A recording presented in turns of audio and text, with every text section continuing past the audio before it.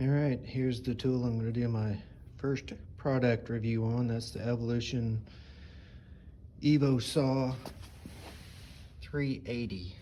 I've had this saw a couple of years. It's got a 15-inch steel cutting blade.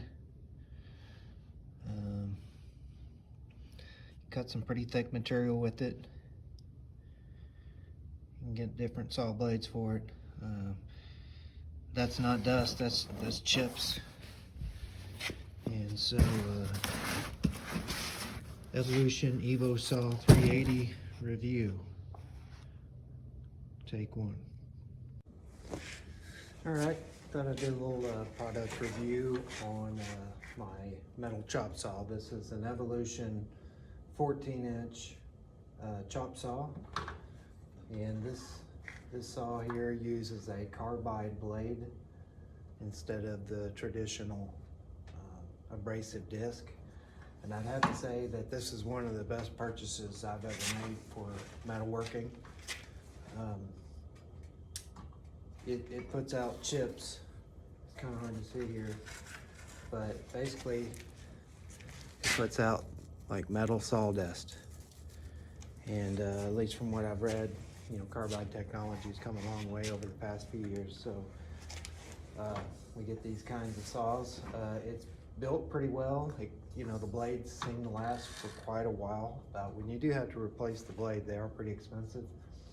I think the Evolution ones are probably a little bit higher than the others.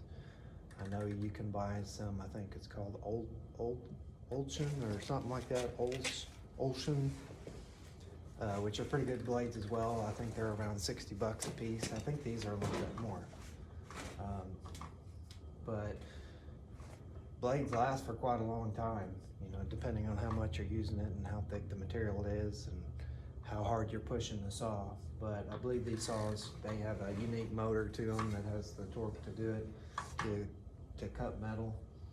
Like I said, this is a 14-inch, and I don't know what generation this is of the Evolution chop saw, but I've had it for a couple of years, and like I said, I've never had any issues with it after I got it set up, and I'll talk to you about that. There's some things you probably want to pay attention to when you're getting this thing put together. But don't have near the dust that you had, but the one downside I would say is that it is very loud, and so you may want to use some hearing protection, and you also want to have some eye protection as well. It doesn't have that abrasive dust, like I said, but these chips do fly around. And as a matter of fact, I had one come and hit me right in the lip the other day, and I thought it'd kind of go out, and apparently it was a big chip, and it kind of burned, so probably looked like I got some kind of sore on my lip. So that ought to be interesting on Monday. But pretty well made saw. Like I said, I haven't had any problems with it whatsoever. It's fairly easily adjustable. I'll kind of show you the adjustment on it and do a track for you. I've got some other metal cutting saws that I'll probably do some videos on as well, like a Milwaukee saw for cutting plates, plasma cutter, bandsaw, those kinds of things. So I'll probably do a review on those. The Milwaukee Portaband is another great tool I like to use a lot, so I'll do a review on that one. You do have to be careful, like I said, because these chips do fly around, and it is fairly loud if you're concerned about that. But basically, if you can get something clamped in this jaw, something metal, you got to be careful with round objects, obviously, because it might try to turn on you. But if you can get it clamped down, and with a 14-inch blade, you can cut some pretty heavy-duty material, and even thick material too. You just have to take your time on it. It's got a spring on here, so it always comes back. The handle's pretty ergonomic. It's got a safety switch up here, and you do this. So it's kind of meant for a right-handed person, really, because if you're on this side of the saw, then you're at the blade, and you can have stuff come back. Whereas it's got an actual built-in thing here that I'll show you. So my work table is a little bit messy, so excuse that. One other thing I'm going to do a review on is this tube notcher right here. This is a tube notcher from Rogue Fabrication, and super heavy duty. I'll do a review on that. As a matter of fact, today I got in a new toy. I got their M600 HD tube bender, the weld together kit. I've got it over there, and I think I'll probably do a video on putting that together, because I plan to do some bending for some custom fenders on my Land Cruiser, front and rear, and then probably a roof rack, some other items. But anyway, let me flip this thing around, and I don't know how to flip the thing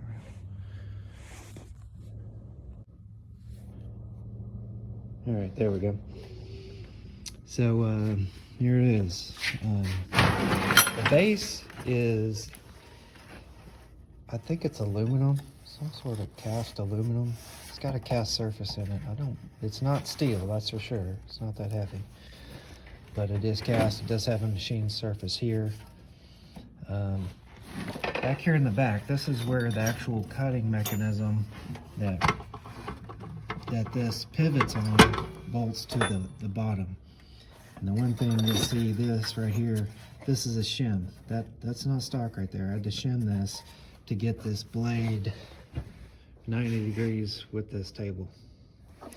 Now the angle finder here, you got to loosen this pivot bolt, and then this has a spring-loaded catch, so you can loosen or tighten that.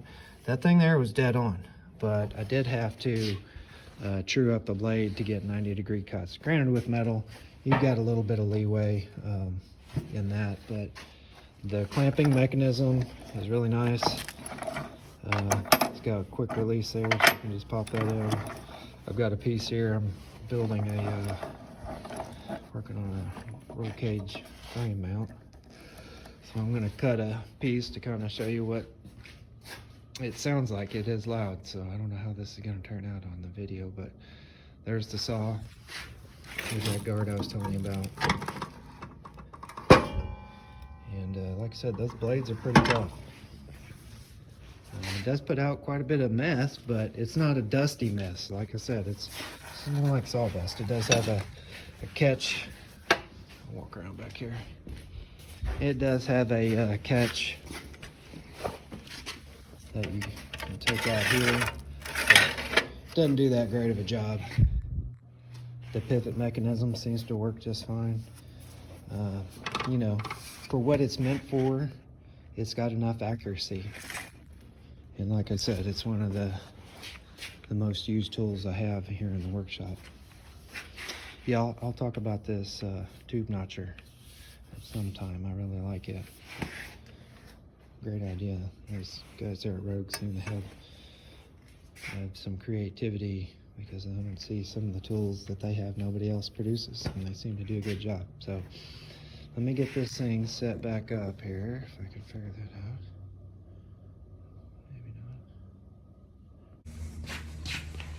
All right, let me get this thing set back up here and see if I can do a cut here for you guys, and that way you can see what it sounds like. I'll try to stand off to the side. Like I said, don't stand off on this side. It's meant to be over here, but for the sake of this video, and I don't want to move that stand, I'm just going to do that. Always have your eye protection on. You got this thing clamped down pretty good.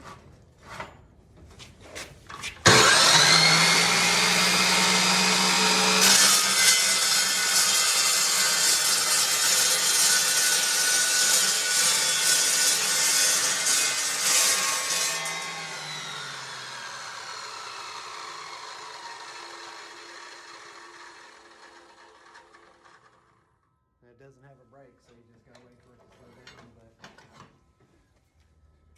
but you know, cuts really nice.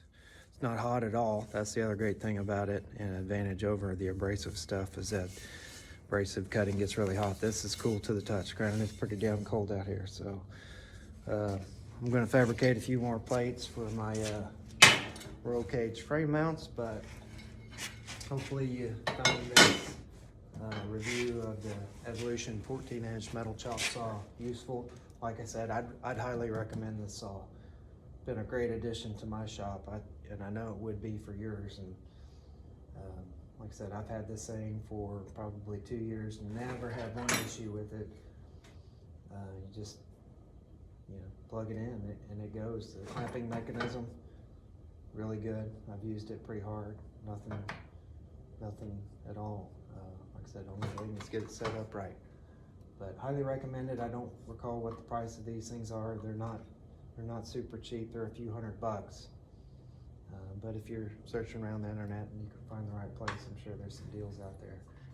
I know Amazon sells a lot of these blades. As a matter of fact, I'll probably put a link below to where you can purchase this saw there on Amazon, as well as the blades, and maybe a few other metalworking items that I can think about as it pertains to using this metal cutting saw. So anyway, hope you enjoyed that.